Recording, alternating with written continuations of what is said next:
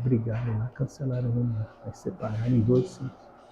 Meus irmãos, uma boa noite a todos. Que se faça a bênção do nosso Mestre Jesus em nosso meio nesse instante, no qual Ele concedeu-nos a oportunidade de estarmos aqui reunidos. Por isso, saímos de nossos lares e vamos dedicar esse instante, dentro desta humilde casa, ao estudo da noite de hoje. Como sempre dizemos e relembramos, o que é da terra vamos deixar lá fora. Um problema, o trabalho, tudo de uma forma geral. E ter os nossos pensamentos voltados dentro desta casa nesse instante. Porque estamos aqui buscando uma compreensão, como sempre relembramos. E através dos estudos, nós vamos cada vez mais nos identificando com a nossa verdadeira pátria. Porque bem sabemos, estamos aqui neste mundo de provas e expiação, não é para sempre. Um dia retornaremos à nossa verdadeira pátria, que é o mundo espiritual. Então eu convido a todos nesse instante, vamos realizar uma prece para que possamos pedir ao nosso irmão maior pelo início da reunião pública desta noite de hoje. Amado Mestre Jesus,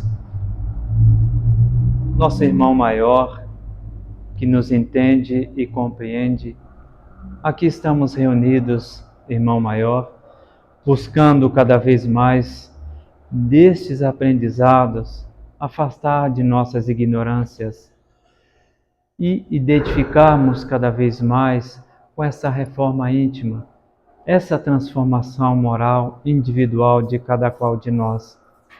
Então, irmão maior, que possa cada vez mais iluminar os nossos pensamentos e sentimentos para que aqui possamos estar um pouquinho que seja com os nossos pensamentos, para que não venhamos levar uma dúvida sequer para os nossos lares, e sim esclarecimento, um pouco de compreensão e cada vez mais preparados para o dia de nossa partida. Então, irmão maior, nesse instante, rogamos a vós pela permissão para dar por aberta a nossa humilde reunião pública desta noite de hoje. Bom, como bem sabemos, a nossa reunião pública, como assim designamos a mesma, que é uma reunião de estudo, hoje temos a presença do nosso irmão que veio de São João del Rei, que é o Leonardo Marmo. Veio trazer para nós o estudo da noite de hoje e agradecemos mais uma vez a presença do irmão. Obrigado. Tenha a palavra nesse instante e boa sorte. Bom, obrigado.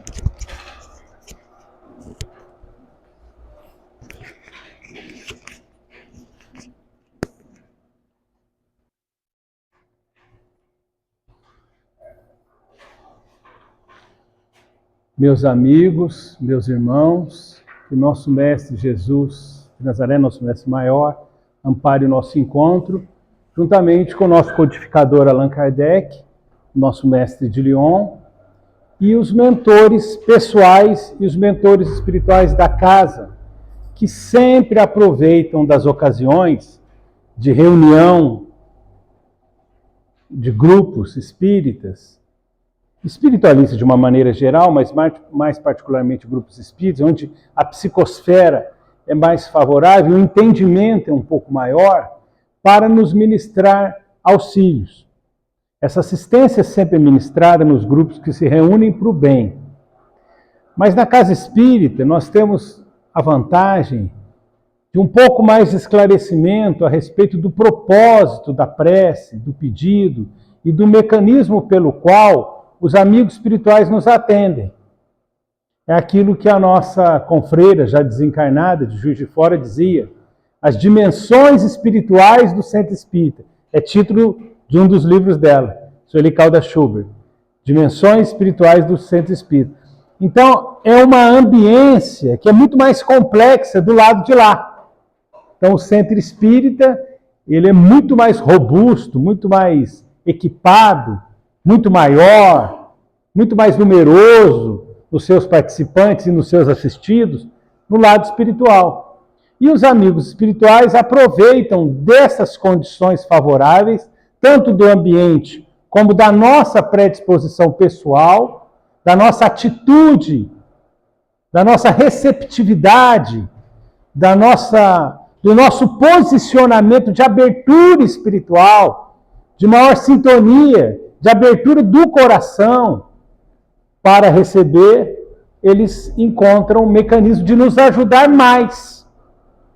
Então eu costumo dizer, até de uma forma meio, com uma meia-verdade, fazendo uma brincadeira, mas com uma verdade, com uma meia-verdade, que nós devemos, em primeiro lugar, pensar em nós mesmos, ser um pouquinho egoístas, no primeiro momento.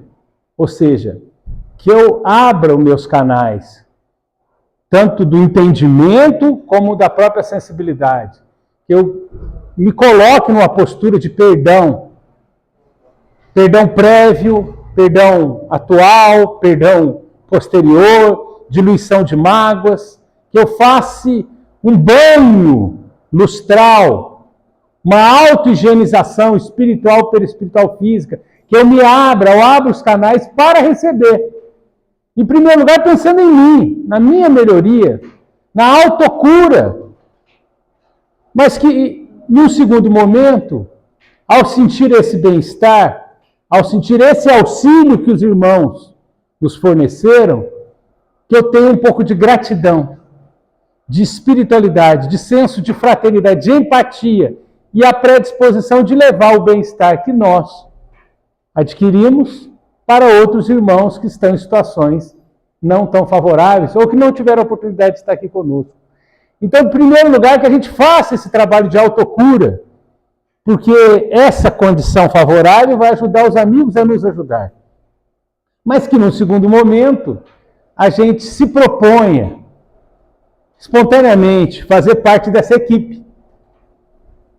Ser uma pequena peça, um pequeno soldadinho, um pequeno trabalhador dentro dessa rede e consiga levar os benefícios que nós adquirimos para outros irmãos também, fazendo uma expansão da ação no bem, né? Sendo um epicentro gerador de uma expansão desse efeito positivo, né? Uma multiplicação da ação no bem e certamente nesse momento nós já estamos recebendo, desde o momento que a gente adentrou a Casa Espírita, a gente já está recebendo o passe espiritual, que continua durante a reunião e vai se aprofundando, culminando, inclusive, com o passe humano espiritual ao final da reunião.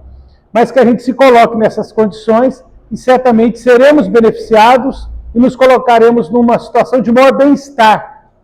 E dessa forma poderemos também ajudar os irmãos na expansão dessa ação no bem. Há uma passagem do Evangelho que é muito significativa para nós,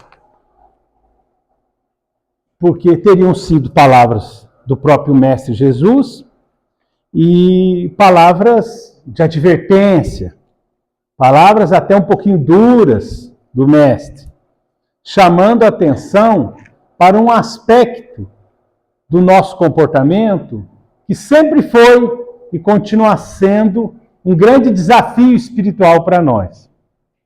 Eu estou usando uma Bíblia católica, uma tradução católica, a Ave Maria, mas obviamente o pessoal pode usar a do João Ferreira de Almeida, que é o que os protestantes gostam muito, a de Jerusalém, que muitos dizem ser a melhor tradução, ou várias outras, não tem problema, né? Vai variar um pouquinho algumas palavras, algumas expressões, mas o pessoal pode encontrar. E é fácil memorizar onde está, porque é logo no início do capítulo. Então esquece o versículo, não precisa memorizar o versículo. Então se você quiser dar uma conferidinha na sua Bíblia, esquece o versículo. É só você lembrar que é o capítulo 7 de Mateus, porque é logo no início. Então aquele que quiser conferir em casa, na sua própria Bíblia, é só lembrar. Capítulo 7, aí já ficou mais fácil, né? Do Evangelho de Mateus.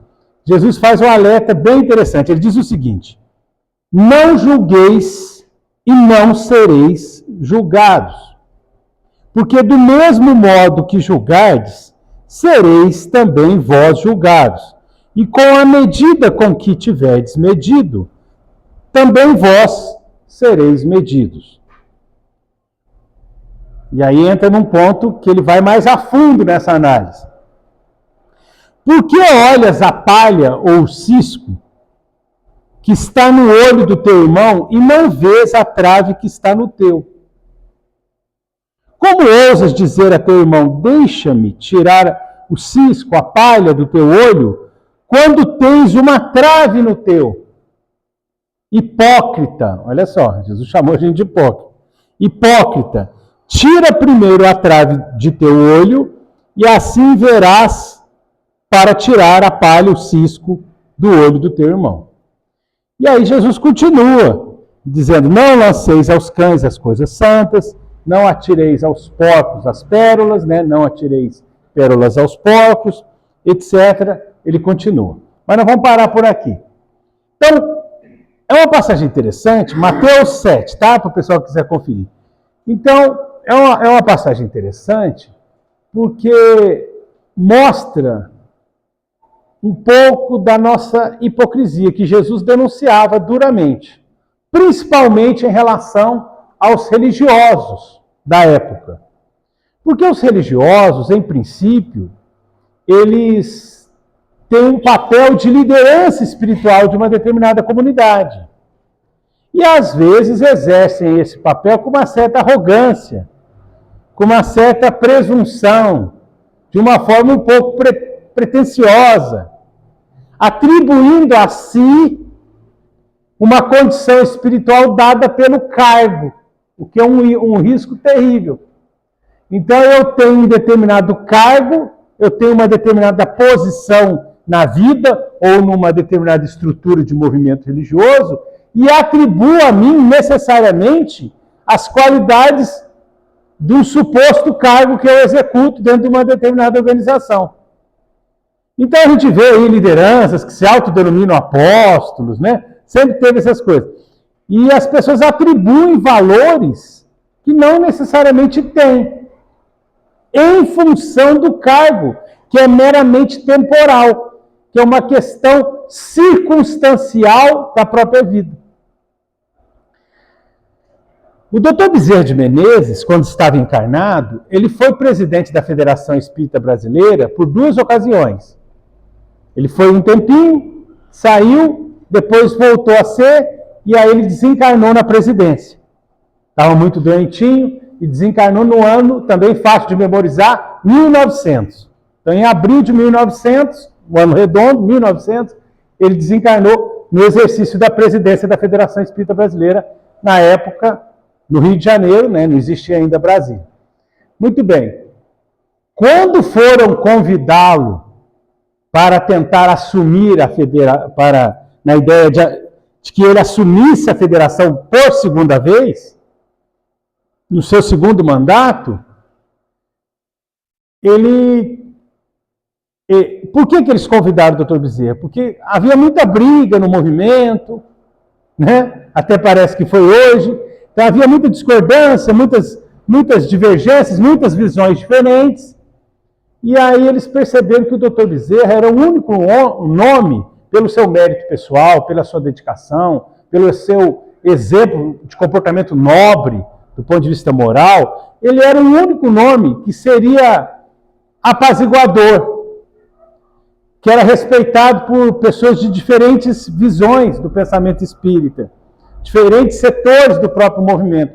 Então seria um nome que, mesmo aqueles que não concordavam muito com ele, aceitariam pelos méritos do próprio Dr. Bezerra. E aí ele teria dito exatamente, olha, eu não preciso dos cargos, eu já tenho os encargos. Ele enunciou essa frase que ficou até meio famosa dentro do movimento espírita. Eu não preciso dos cargos, eu já tenho os encargos. O que ele está querendo dizer? Olha, eu estou cheio de serviço. Para mim o cargo será só um incremento de responsabilidade de serviço, mas eu já estou com muito serviço. Eu não preciso do cargo especificamente. Então é um gesto de sabedoria do Dr. Bezerra. Por quê? Porque às vezes, principalmente na tradição, nas religiões tradicionais, a pessoa atribui méritos que supostamente o cargo tem. E às vezes ela nem tem. e ela está circunstancialmente, por uma questão momentânea, ela teve que assumir por uma determinada circunstância, não é? E às vezes ela nem tem aquelas condições. Então nós devemos evitar a ilusão que a matéria nos provoca.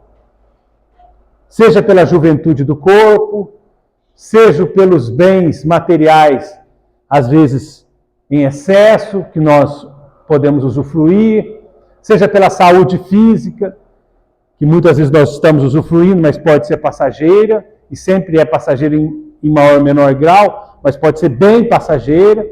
Então nós precisamos evitar atribuir à nossa condição espiritual, o que é que nós somos realmente, porque nós somos espírito, algumas características que não são exatamente conquistas espirituais, mas são situações meramente materiais, seja do corpo, da família ou do ambiente no qual a gente vive. E aí, olha só, não é uma conquista minha propriamente, porque o que é do espírito eu levo, o que é do corpo e das circunstâncias materiais eu não levo. E pode ser utilizado, não por Deus, pela minha própria consciência, para me cobrar em relação às responsabilidades que eu tenho. Então, se eu tenho um corpo com uma saúde de ferro, minha responsabilidade aumenta. O que eu tenho feito com esse corpão? Se eu tenho dinheiro, eu tenho recursos, o que eu tenho feito com esses recursos a mais? Essa possibilidade a mais de facilidade, de conforto, de despreocupação na área econômica. Se eu tenho uma vida longa, se eu vivi muitos anos, o que eu tenho feito desse tempo lúcido, com uma certa saúde, com disposição? O que eu tenho feito com isso? Se eu tenho membros da família longevos, tanta gente, às vezes, na primeira infância, enfrentou a orfandade, enfrentou a viagem do pai, da mãe para o mundo espiritual, muito novinho, muito pequeno. Se eu tenho a possibilidade de ter minha mãe, meu pai, entes queridos, membros da família, por um longo tempo de convivência, estão aí às vezes até hoje comigo, o que eu tenho aproveitado desses recursos que não necessariamente são vitórias espirituais? São ferramentas que circunstancialmente nós estamos tendo oportunidades para exercícios evolutivos. Mas isso não é uma conquista do espírito. A conquista do espírito é aquilo que não está nas circunstâncias da vida, aquilo que já é inerente a nós. Então é a inteligência que eu adquiri, é a bondade que eu adquiri, é a capacidade de trabalho que eu adquiri, ou não, mas é isso. É a paciência, é a inteligência emocional para enfrentar momentos de dificuldade. E isso é conquista do espírito. Claro que, dependendo das condições, o corpo e o ambiente pode favorecer a manifestação em maior ou menor grau, mas é do espírito. É do espírito. Então, às vezes nós nos vangloriamos de vantagens que são oportunidades iluminativas e que vai aumentar a nossa responsabilidade, porque nem é conquista nossa. São facilidades que nós tivemos na nossa estada reencarnatória, mas não são necessariamente conquistas do espírito. Por isso, nós precisamos aumentar o nível de análise pessoal, de autopercepção da nossa verdadeira realidade. Em que nível nós estamos? Então, quando nós dizemos que o Espiritismo nos ajuda a aprofundar a busca pela resposta às grandes questões ancestrais, sempre desenvolvidas pela filosofia, pela religião e mesmo pela ciência, quem sou eu, de onde eu vim, para onde eu vou, é uma questão muito séria. Quem sou eu? Quem sou eu? Porque quando eu critico o outro por causa de um cisco no olho dele, e tem uma trave na minha frente, e eu não fico constrangido por isso, nós podemos interpretar de duas maneiras. Ou eu estou sendo hipócrita mesmo, porque eu estou vendo a trave e estou fingindo que não estou vendo. Eu finjo que eu não tenho esse defeito. Eu nego até a morte, vai que eu não tenha, vai que o povo não reparou, né? Igual o pessoal fala, se você não fala, ninguém tinha reparado. Então, eu finjo, eu nego até a morte, finjo que ninguém está percebendo. Não, imagina, nem pensar, eu não tenho isso não. Né? Então, uma postura de hipocrisia, como Jesus denunciou, ou às vezes não é nem hipocrisia, tanto assim, mas é ignorância mesmo. Ignorância do quê? Do autoconhecimento. Eu não percebi a trave, porque nós temos uma facilidade maior para olhar para o mundo externo e não para olhar para o mundo interno. Principalmente quando é para perceber erros. Porque numa análise um pouco infantil do ponto de vista espiritual, eu atribuo aos erros dos outros a minha cota de infelicidade na presente vida. Mas dificilmente eu atribuo ao principal causador da minha cota de infelicidade na presente vida, que sou eu mesmo. É necessário ter muita hombridade e muita lucidez e maturidade para reconhecer, não, eu tive oportunidades e por imaturidade espiritual minha, desperdicei algumas e por isso talvez eu não tenha usufruído de algumas oportunidades e não tenha atingido determinados níveis maiores de desempenho no bem e de conquista da paz íntima por consequência. Mas atribuir a mim mesmo. O Divaldo Pereira Franco diz o seguinte: quando nós desejamos ser amados, nós estamos na infância espiritual. Quando nós passamos a amar, nós atingimos a maturidade. Porque a lei é amar e não ser amado. Mas nós podemos desdobrar esse raciocínio do Divaldo. Quando nós atribuímos tudo que acontece de errado ou de dificuldade na nossa vida aos outros, nós estamos também na infância espiritual. Quando nós passamos a assumir a responsabilidade da nossa própria vida, adquirindo um controle sobre o nosso livre-arbítrio, administrando com disciplina e com responsabilidade o nosso caminho, sabendo que a nossa liberdade não é total, mas que ela tem uma cota significativa sobre o nosso comando, eu começo a aumentar minha maturidade espiritual. Então eu não vou ficar atribuindo aos outros, eu não vou ficar culpando os outros por fracassos pessoais, porque os outros também estão nas suas lutas evolutivas e também têm as suas limitações. Também são espíritos caminhando com suas dificuldades. Às vezes, se minha mãe foi violenta, não é porque ela quis, é porque ela é uma pessoa que tem as suas limitações. Se o meu pai teve algumas atitudes comigo que eu não achei adequadas, é que ele também é um espírito que tem as suas lutas, como eu. Não necessariamente os meus filhos vão achar que eu fui o melhor pai do mundo. Tem isso, né? Que às vezes a gente faz uma análise crítica do meu pai, da minha mãe, mas depois o meu telhado fica de vidro também. Porque eu vou tentar me esforçar para ser um pai bom e, eventualmente, para não errar aquilo que eu achei que foi um erro que cometeram comigo, mas não necessariamente o meu filho vai achar isso na análise dele, porque é uma pessoa que interpreta sob a sua ótica. E a perspectiva dos filhos nos choca, porque é um outro espírito. É um espírito independente, eu não vou viver pelo outro, e ele vai poder analisar sob a ótica dele. E isso faz parte do nosso desenvolvimento, e está tudo certo. Agora, quando eu fico atribuindo aos outros sistematicamente, como é que eu vou ter controle do meu próprio processo evolutivo? Então existe a hipocrisia, que é aquela coisa mais falsa, mais maligna, de eu estar vendo o erro do outro, sabendo que eu tenho um erro muito maior, mas eu minto, eu falo. É uma coisa meio calculada, meio dissimulada, meio cínica. Mas existe uma coisa um pouco menos grosseira. E talvez por isso a gente erra mais. A gente erre mais nesse sentido, que é eu não perceber o meu próprio defeito.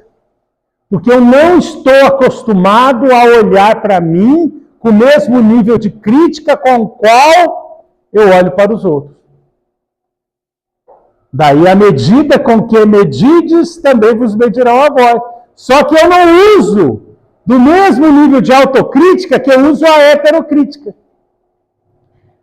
Então, na verdade, nós deveríamos ser mais autocríticos do que heterocríticos. Agora, isso não quer dizer que eu não possa perceber os erros dos irmãos. Há um erro conceitual também no movimento espírita. Porque, às vezes, eu acho que se eu não perceber, isso denota uma evolução espiritual. Ora, mas um professor que é um educador, ele precisa perceber que a turma dele está com dificuldade no conteúdo. Como é que ele vai ensinar? Ele vai chegar no final do ano para perceber que a turma está boiando? Estão perdidos da matéria? É interessante que o professor perceba que a turma está com dificuldade. É interessante que a gente note, essa conduta não é adequada, mas com coração de irmão, com coração de uma mãe, com coração de um pai, ou seja, identificando determinada dificuldade no intuito de ajudar. Não para me beneficiar, para expor o erro ou a dificuldade do irmão. Porque se eu não percebo a realidade, as dificuldades nossas e dos outros, como é que eu vou ajudar? Como é que eu vou perceber? Como é que eu posso contribuir? Claro, de repente eu nem tinha esse interesse.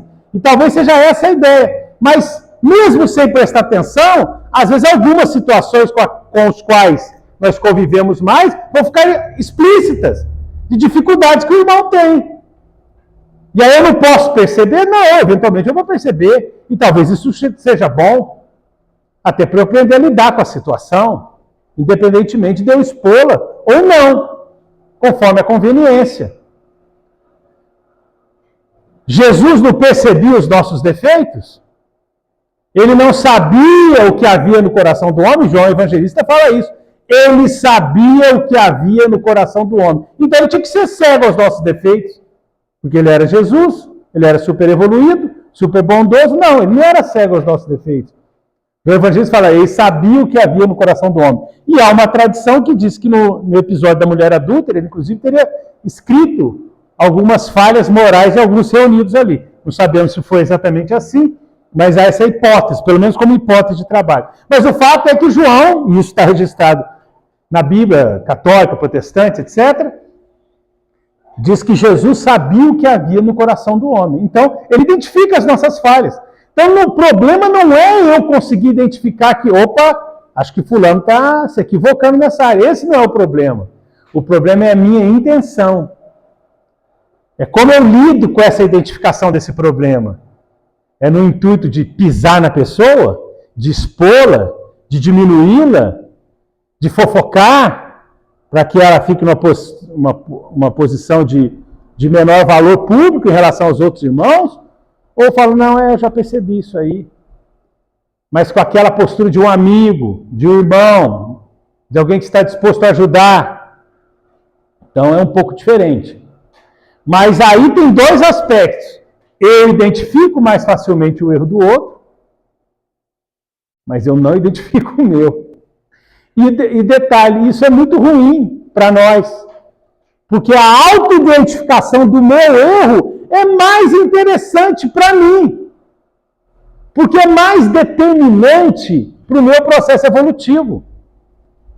Nós devemos melhorar os nossos gargalos evolutivos.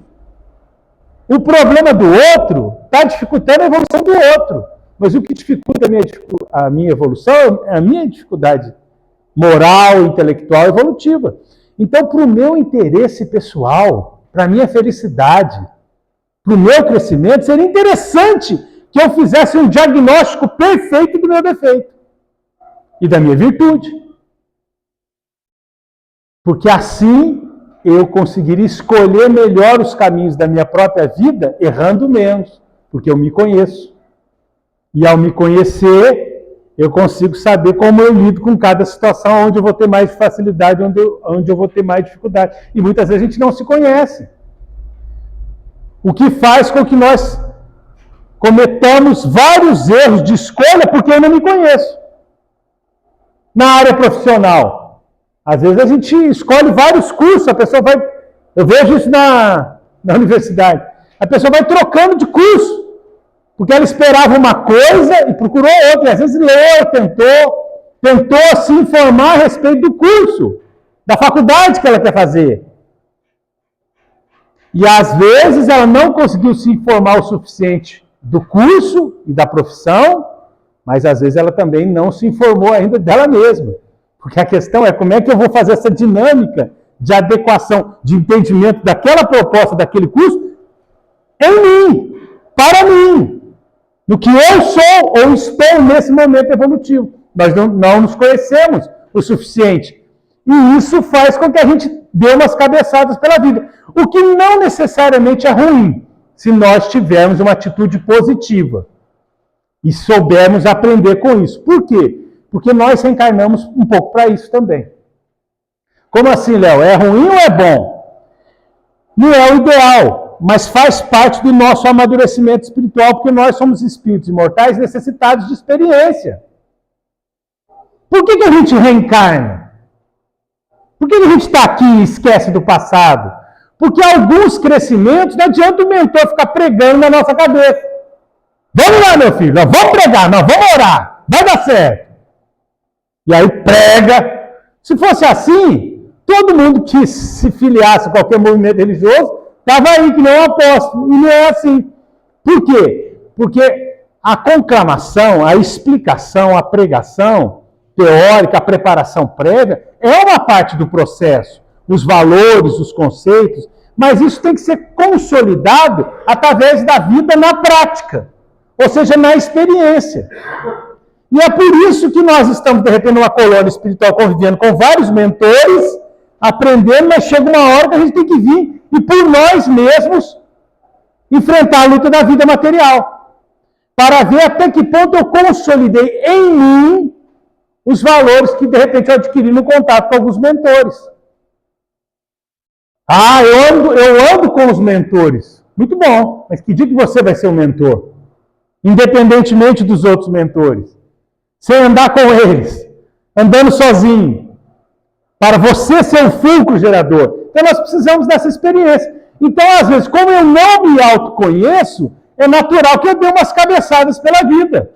Que eu sofro em função de uma inexperiência. Então a vida vai me trazer essa experiência com as escolhas. E, eventualmente, nós vamos caracterizar algumas das escolhas como erros. Mas Deus avalia não só a ação, mas também a intenção. Está escrito no Livro dos Espíritos. Ou seja, qual foi o erro? Agora, tem um outro aspecto também. Eu errei uma vez, vamos fazer um balanço. Vamos fazer uma análise. Agora não é final do ano, a época dos balanços, das análises do ano, dos projetos para o ano subsequente, vamos fazer uma análise. Para quê? Para que eu não volte a repetir em áreas que eu já errei. Para que a experiência adquirida seja uma luz para novos caminhos, para que eu seja mais, para que eu incremente o que eu sou. Há uma passagem da vida do Divaldo que eu acho muito interessante, que ele diz assim, em determinado momento, daqui a pouco eu vou falar um pouco sobre isso, mas ele diz assim, em determinado momento, essa experiência me causou muita dor. Hoje já não teria o mesmo efeito. Por que hoje já não teria o mesmo efeito? Porque ele já está mais amadurecido. E ele diz assim, eu precisava passar. Ou seja, algumas imaturidades do espírito só vivendo mesmo.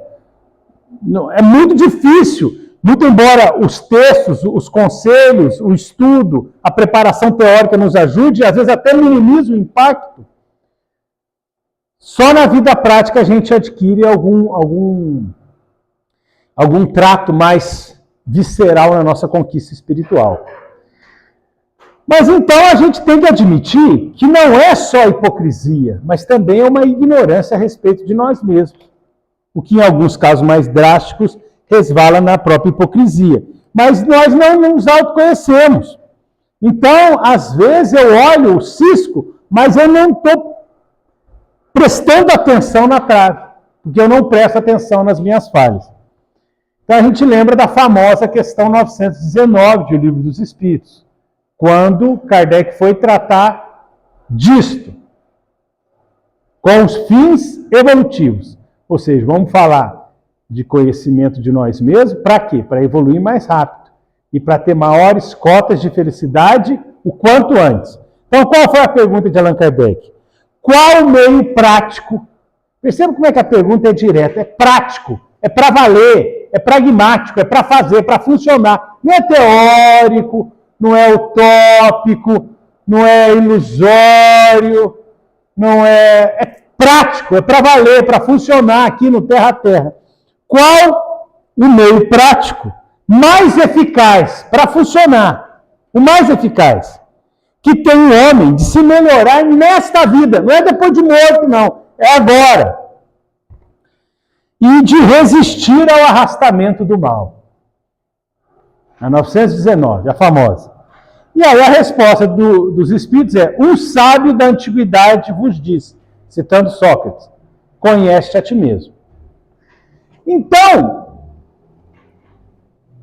vamos tentar entender se conhece a ti mesmo. Perceba que não é o autoconhecimento pelo autoconhecimento.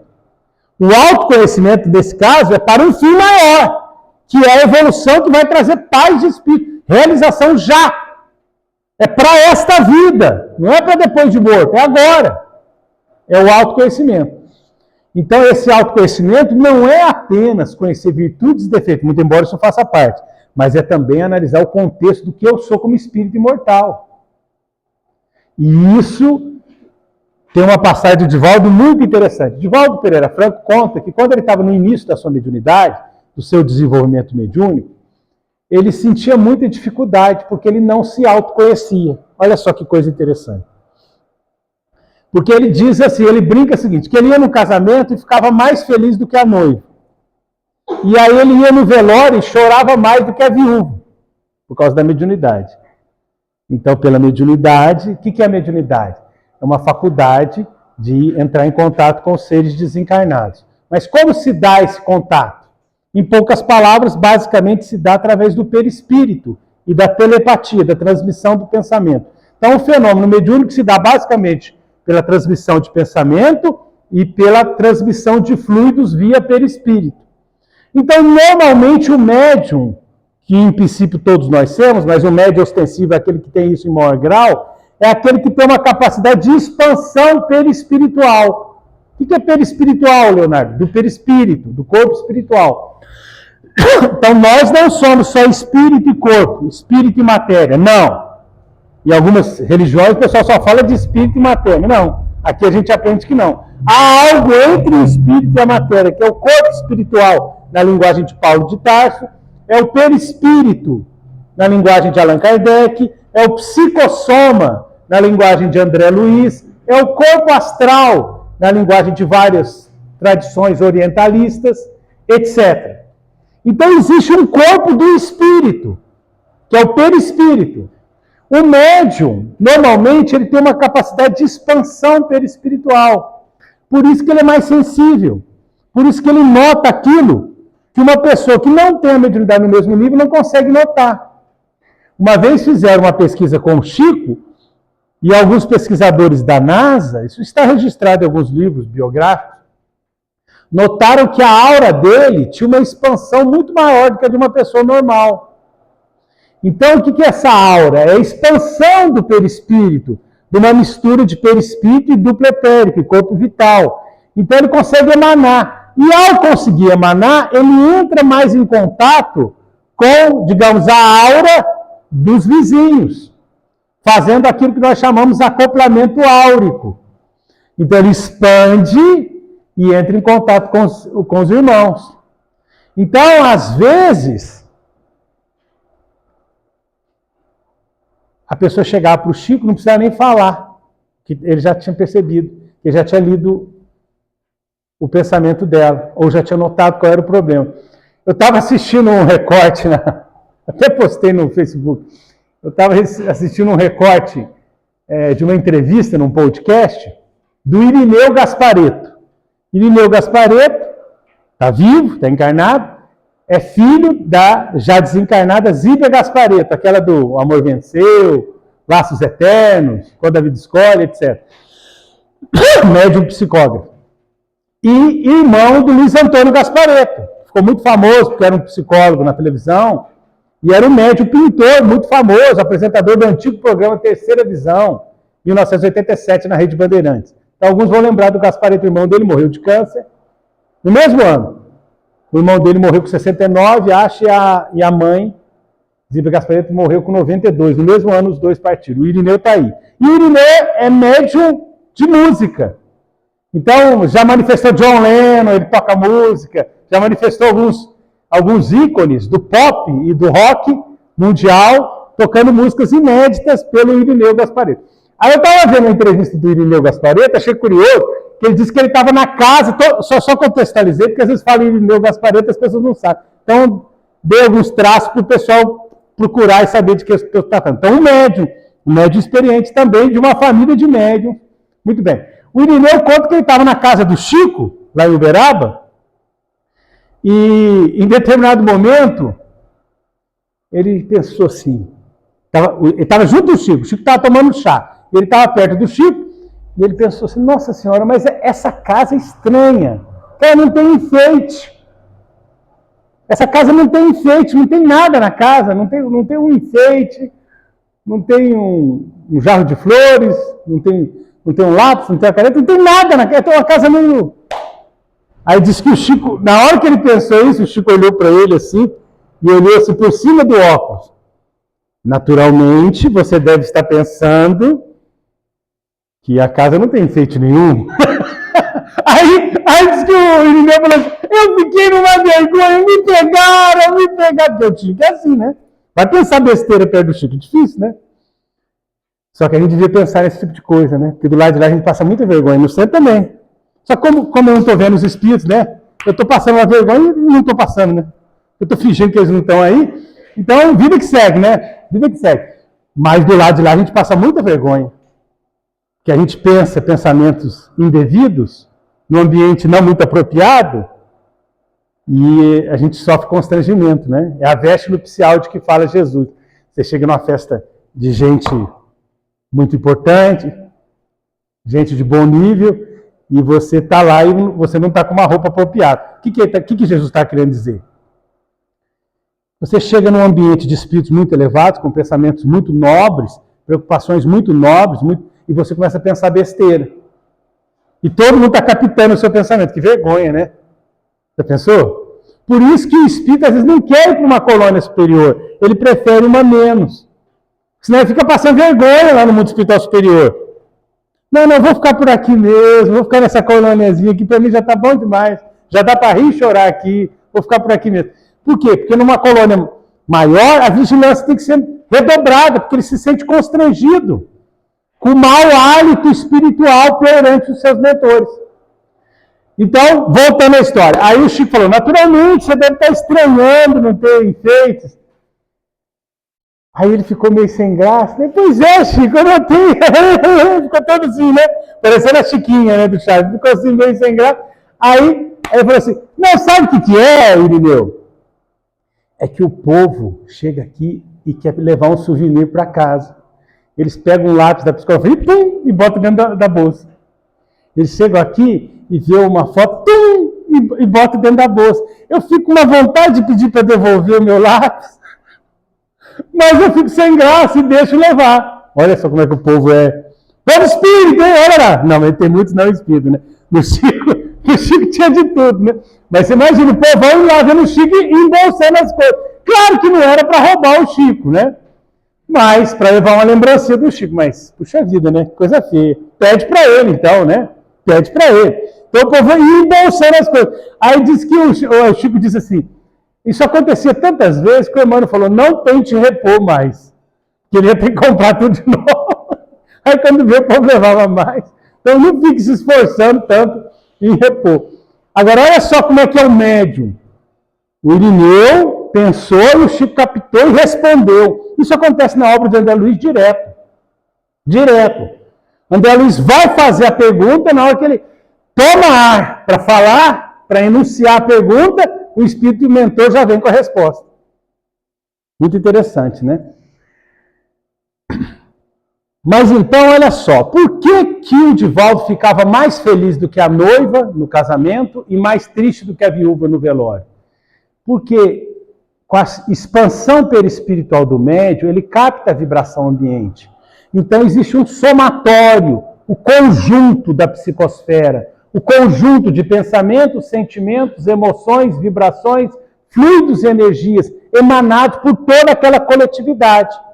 Logicamente, num dia de um casamento, uma festa, todos estão alegres, todos estão contentes, todos estão num clima muito agradável, ele captava.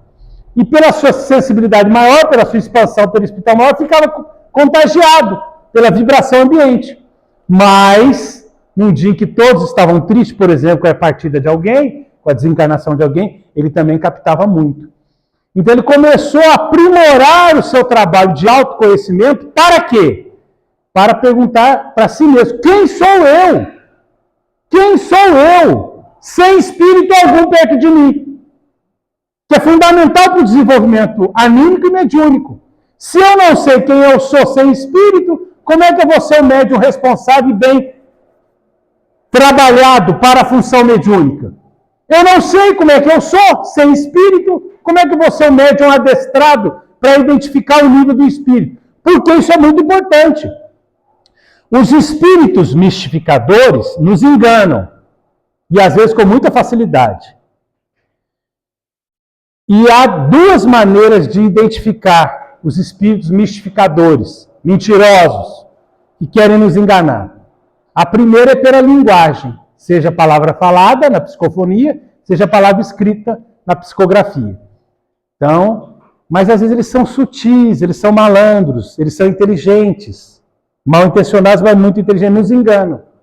Mas tem uma coisa que eles não conseguem enganar, fingir: a vibração.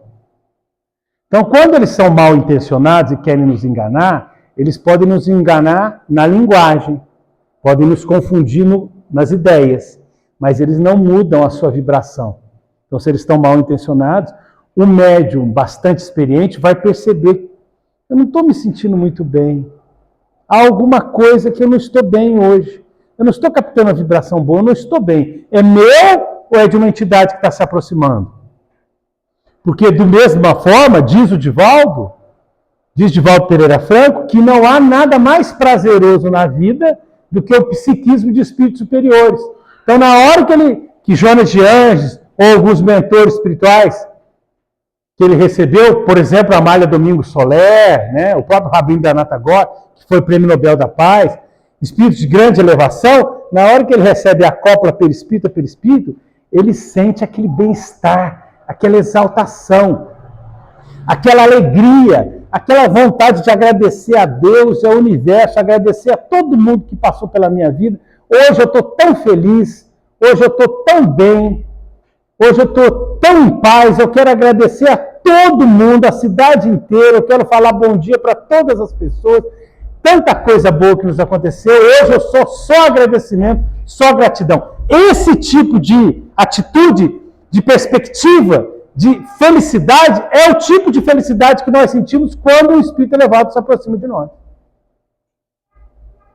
E daí a gente começa a ter uma invejazinha do bem. Eu quero sentir isso também. Porque isso é o que ele conseguiu me transmitir. E o dia que eu conseguir ter isso em mim e transmitindo para os outros? Então eu começo a acelerar o meu processo evolutivo. Eu começo a trabalhar para melhorar aquilo que eu ainda não melhorei. E que às vezes eu nem prestei atenção, porque não é fácil. No caso do Divaldo, por exemplo, esse caso aconteceu no início da sua trajetória. Mas foi o autoconhecimento inteiro negativo. Negativo. Porque no final da década de 80, no início da década de 90, na transição dos anos 80 para os anos 90, o Divaldo chegou a ser desenganado pelos médicos. Médicos clínicos gerais e, sobretudo, cardiologistas. Ele foi desenganado porque ele estava com uma afecção cardíaca muito séria. E chegaram a dar 5 semanas de vida para ele, 1 mês e 1 mês e pouco de vida. E aí um dia ele estava refletindo: meu Deus, e se eu desencarnar agora? E o caminho da redenção? E a mansão do caminho? E a tarefa espírita? Meu Deus, será que eu vou partir agora? Ele estava pensando sobre a vida, sobre a situação dele, sobre o que ele tinha feito, o que ele tinha deixado de fazer, enfim. sobre a vida, como acontece com todos nós, né? Ainda mais com uma perspectiva, com um prognóstico desse tipo, né? Aí, nesse momento, apareceu a sua mentora espiritual, Joana de Ângeles. A sua mentora espiritual, o espírito guia de Divaldo, é um espírito que se apresenta na forma feminina, e ela se chama Joana de Ângeles, e nas últimas encarnações ela foi mulher. Como Joana Angélica, a freira da Bahia, que foi mártir no processo de independência do Brasil, que os portugueses se rebelaram, e Juana Inês de la Cruz, uma poetisa mexicana, né, uma das maiores em língua hispânica, o que ajuda a gente a entender também por que a Joana de Ângeles escreve com português um pouco rebuscado, pelo menos considerado assim por muitos. Muito bem. A Joana de Ângeles chegou para ele e falou assim, meu filho, o espírito desencarnado chegou para ele, estou dando um detalhe porque às vezes a pessoa não está familiarizada com os nomes da Joana e do Divaldo. O espírito chegou para ele, apareceu para ele e falou assim, meu filho, você deve perguntar para a doença o que a doença quer te falar, o que ela quer te dizer, o recado que ela quer te mandar. Aí o Divaldo não gostou, não. Ele ficou meio irritado com a mentora espiritual. Onde já se viu? Minha mentora, as coisas que a minha mentora espiritual fala, como é que eu vou perguntar para a doença? Minha irmã, que pergunta, que recomendação é essa? Como é que eu vou perguntar para a doença o que a doença quer me dizer? Ela não quer me dizer nada. E ela, normal, sem se alterar, falou assim, você tem que perguntar, meu filho, o que a doença quer te informar. Aí ele um pouquinho menos contrariado, mas ainda bem contrariado. Tá, minha irmã, ela já me falou, eu vou falar para a senhora, eu não falei não, mas agora eu vou falar. Ela já me respondeu, ela quer me matar. É isso que ela quer, essa mensagem. Ela quer me matar. E ela, muito calma, ela continuou, meu filho, você tem que perguntar para a doença que mensagem ela quer te passar. E aí o Divaldo falou, tá bom, eu vou perguntar. E a partir dessa recomendação, ele começou todo dia, separar alguns minutos do dia, para fazer uma viagem para dentro, uma viagem interior. Perguntando para si mesmo por que ele estava vivenciando aquela doença e que mensagem, de conteúdo espiritual, qual era o significado maior, o que ele deveria aprender com aquela experiência. Até que um dia, ele chegou à conclusão, e gastou vários dias, muitos dias, ele chegou à conclusão, isso começo de anos 90, que no ano de 1962, ele havia passado por uma grande provação e ele se sentiu injustiçado. Ele se sentiu perseguido. E ele ficou muito magoado, muito ressentido. Ele perdeu 20 quilos, ele não podia botar o pé no chão que doía, a cabeça. E ele guardou mágoas. Ele guardou ressentimento. Ele chegou a essa conclusão. E ele tentava não pensar, mas a mágoa ficou. E ele achava que, pelo menos em parte, a doença cardíaca que ele estava enfrentando tinha causas naquele processo que ele vivenciou e ele não soube perdoar. A partir desse diagnóstico, ele começou a falar, o que eu posso fazer?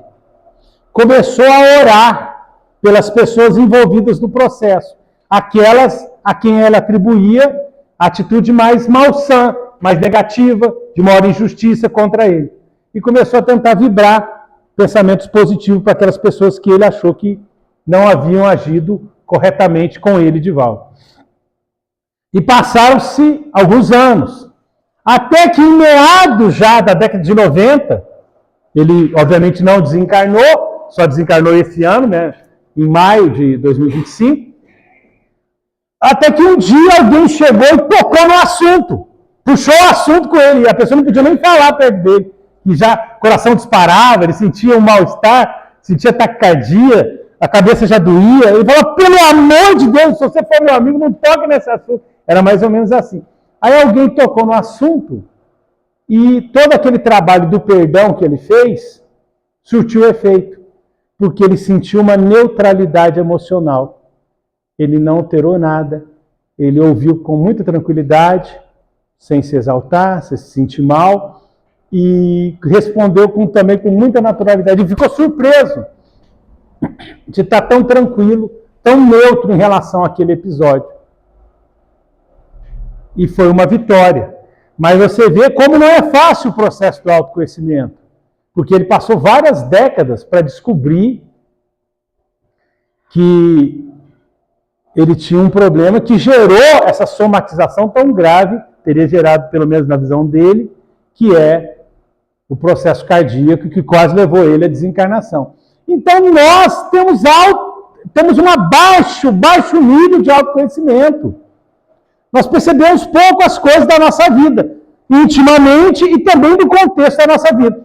O José Raul Teixeira, orador espírita de Niterói, ele tem uma palestra muito interessante que se chama Doenças e Doentes, em que ele fala o seguinte: ele diz que ele chegou numa cidade para fazer uma palestra, e ao terminar essa palestra, chegou uma senhora para ele de mais de 90 anos. E ela chegou para ele e disse: Seu Raul, eu preciso pedir uma coisa para o senhor. Ele falou: Pois não. Eu queria pedir para o senhor orar muito para mim. Ele falou assim: Por que razão, minha irmã? Porque antes eu andava para a cidade toda, eu tinha uma mobilidade muito grande. E agora, eu andei por mais de 90 anos, agora já com mais de 90, eu estou começando a ter minha mobilidade reduzida, estou começando a não conseguir andar mais, estou começando a ter uma série de restrições no meu corpo. E eu queria que o senhor orasse para mim, para ver se eu consigo recuperar aquela condição. Aí o Raul virou para ela e falou assim: Olha, minha irmã, eu vou orar, eu vou pedir, mas eu tenho uma pergunta para a senhora. Ela falou assim: Pode perguntar. Desses 90 anos que a senhora andou desse jeito que a senhora falou, cheio de mobilidade, em algum momento a senhora lembrou de agradecer pela mobilidade que a senhora tinha? Pelas pernas, pela saúde? Em algum momento a senhora agradeceu? A senhora percebeu que o corpo da senhora era uma bênção para permitir que a senhora chegasse com mais de 90 anos, com essa disposição, com essa saúde, com essa capacidade? Uma vida longa? Ou a senhora só lembrou do problema da mobilidade agora que está começando a restringir? Porque a gente é assim, né? A gente cobra de Deus aquilo que a gente acha que Deus não ofereceu como ferramenta de trabalho. Mas a gente se esquece de agradecer pelas ferramentas muito abundantes que Ele, de repente, nos ofereceu numa outra área da vida. Porque a vida também tem um pouco disso. Isso faz parte do jogo da vida material. Ter algumas ferramentas e não ter outras. E aprender a lidar com as ferramentas evolutivas que Deus nos deu para desenvolver nesse momento. Porque tudo nós não teremos, faz parte da vida, faz parte dos desafios e do nosso amadurecimento. Uma vez, eu vivenciei uma experiência que mostra muito essa questão da dificuldade da própria percepção da realidade e da nossa vontade de se auto-enganar, num certo sentido, pelo menos. Eu estava na mocidade espírita na época, aí o pessoal já deduz que faz muito tempo, né? Muito tempo. Eu estava na mocidade. Bota tempo nisso, várias décadas atrás. Eu era um dos novos, né? Eu era um dos mais novos. Eu era de uma mocidade que a gente tinha lá em Três Corações. E aí, em determinado momento, um companheiro chegou e fez a seguinte pergunta para o coordenador da mocidade. Lá em Três Corações, sul de Minas. Nossa mocidade espírita. E aí um companheiro virou para o nosso coordenador e falou o seguinte: Fulano de tal, eu tenho uma pergunta para você. Que tinha a ver com o contexto do estudo lá do dia. Nossa reunião era muito longa, nossa reunião de mocidade. Aí ele falou assim: Pois não. Ele falou assim: Olha só, se você chegasse numa situação em que tivesse que optar ou pelo espiritismo ou pela família, o que você escolheria? Aí o coordenador tomou a palavra e falou assim: Olha, eu acho que com um pouquinho de jogo de cintura, com um pouquinho de esforço, analisando caso a caso, eu acho que dá para conciliar. Evitando os exageros de lado a lado, tentando ter um esforço de boa vontade, em princípio dá sempre para conciliar. Com um pouquinho de inteligência, com um pouquinho de capacidade de administração, daria para conciliar. Mas, supondo que seja uma situação extrema, e às vezes pode acontecer na vida, uma situação muito drástica em algum momento da vida, que não fosse possível, eu optaria pela família. Porque não só no espiritismo, mas principalmente no espiritismo, mas nas religiões em geral, nós aprendemos a valorizar a família. Então seria muito estranho a gente usar da doutrina para justificar o abandono de um compromisso que nós sabemos ser muito importante do ponto de vista espiritual. E em algum momento que as coisas fossem mais adequadas, a gente poderia desenvolver o trabalho novamente. Mas falou mais ou menos isso.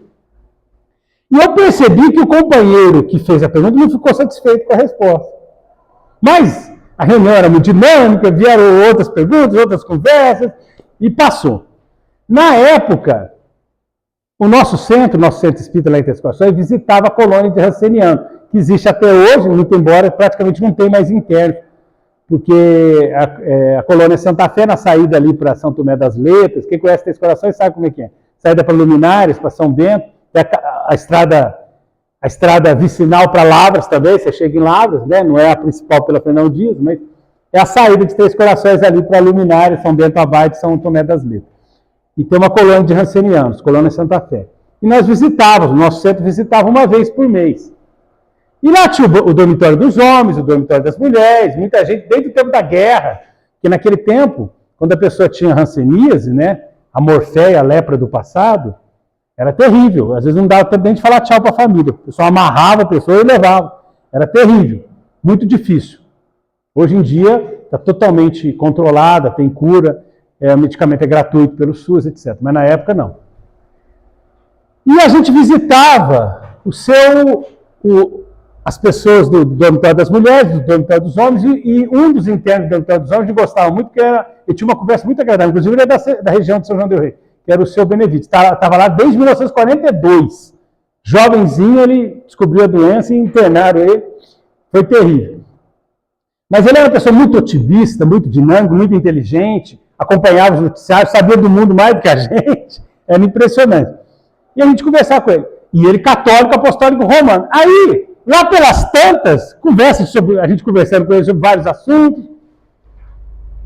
Aí aquele irmão que tinha feito a pergunta para o coordenador de mocidade, senhor Benevides, eu tenho uma pergunta para o senhor. Se o senhor estivesse numa situação XYZ, entre a religião, aí não falou o espiritismo, porque o senhor Benevides era católico, aí trocou a palavra, entre a religião e a família. Aí o coordenador da mocidade que estava presente falou assim, mas peraí, fulano de tal, eu já respondi, não, você eu não quero, você já sei a resposta, eu já ouvi. Fica quieto aí para você não influenciar o seu Benevides. Olha só. Não fala nada não, senão você vai influenciar o seu Benevides. Tá bom. Aí o coordenador ficou quieto e falou, tá bom, não fala nada. Aí o seu Benevides começou a falar e primeiro ele faz uma introdução, primeiro ele rodeia e tal, mas falou basicamente o que o coordenador tinha falado. Olha só que coisa. Passou um tempo, o companheiro afastou dos trabalhos do centro e depois afastou da família também. Então, o que a gente supõe?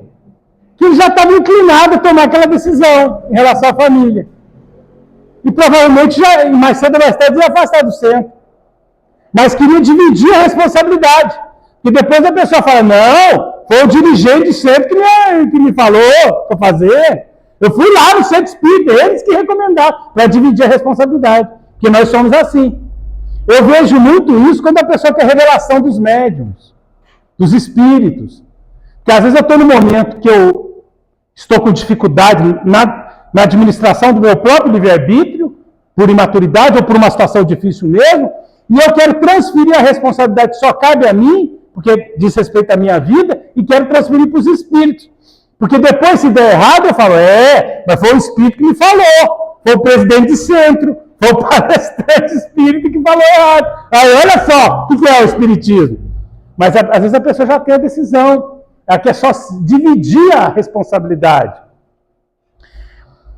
Só para terminar, a dona Ivone do Amaral Pereira, no livro Devassando o Invisível, ela diz que em determinado momento apareceu um espírito que tinha sido escritor, famoso, super famoso, mega famoso, mas ela não dá o nome.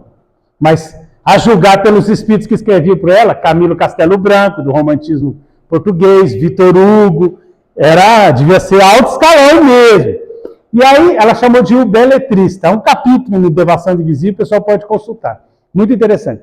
E aí o Espírito falou assim, olha, eu vim aqui, Ivone, porque eu quero transmitir a minha história para você.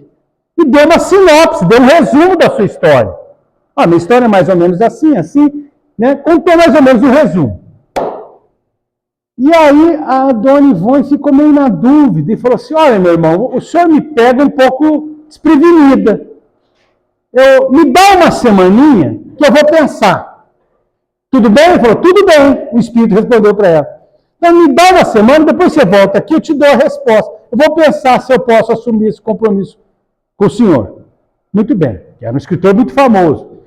Aí, depois que o Espírito saiu, ela falou que agora é fácil, né? Agora eu vou orar para o Espírito Charles, que é o meu mentor espiritual, vou orar para o Dr. Bezerra de Menezes, que também me ajuda muito, e eles vão me falar se é para eu aceitar ou não.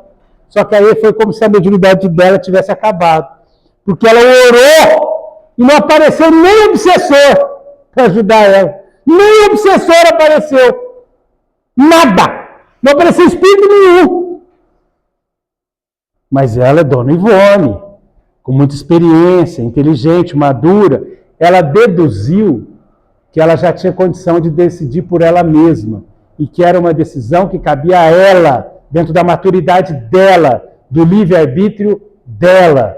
Ela tinha que decidir, por ela, pelo que ela já sabia, pelo que ela já era.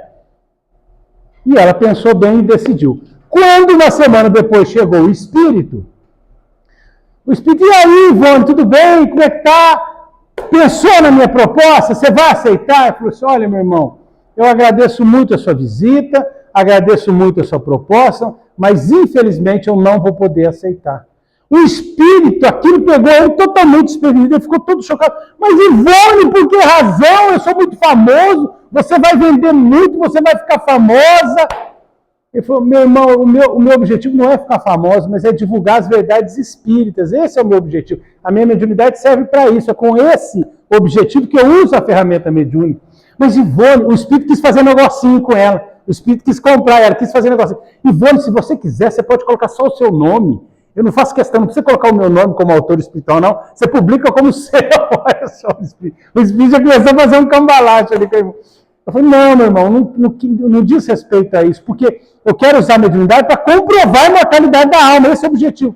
Mas por que razão você não quer, então? Porque eu sou um espírito conhecido, se o meu estilo se manifestar, vai ser uma prova da imortalidade da alma. Ela falou assim, isso sim é uma verdade, só que tem um problema. A sua história é só desgraça. Não tem um momento de renovação pessoal, não tem um momento de transformação para o amor. Não tem um momento de crescimento espiritual dos protagonistas. A sua história é só drama. Precisa ter um segundo momento de crescimento espiritual para que não só a comprovação do estilo do autor se manifeste na obra, mas também o sentido do próprio conteúdo da história seja enriquecedor para os leitores espíritas e não espíritas. E aí o espírito saiu arrasado. Bom, depois o Dr. Bezerra disse que aquilo era um teste para ela e que ela tinha passado no teste.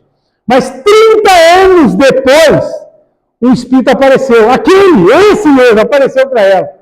Olha só, professor Ivone, eu estou indo para a reencarnação e vim aqui agradecer você. E ela ficou meio sem graça, agradecer, né? Porque ela lembrou, mas eu falei, não.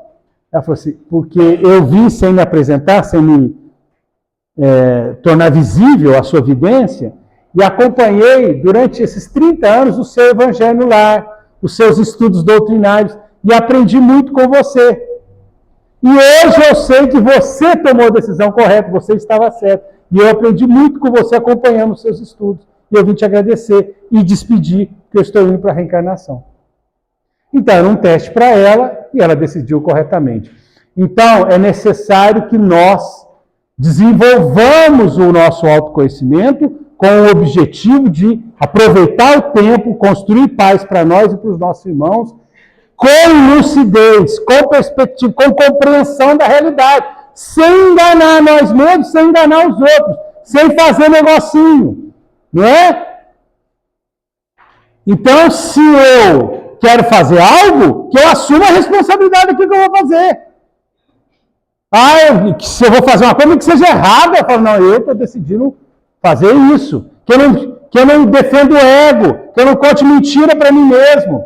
Então precisamos desenvolver a nossa maturidade, assumir a nossa responsabilidade e trabalhar para ser hoje melhor do que ontem, amanhã melhor do que hoje. E para isso é fundamental estudar com seriedade a doutrina e estudar com seriedade nós mesmos. Que Jesus nos abençoe e que possa nos amparar no nosso trabalho espírita.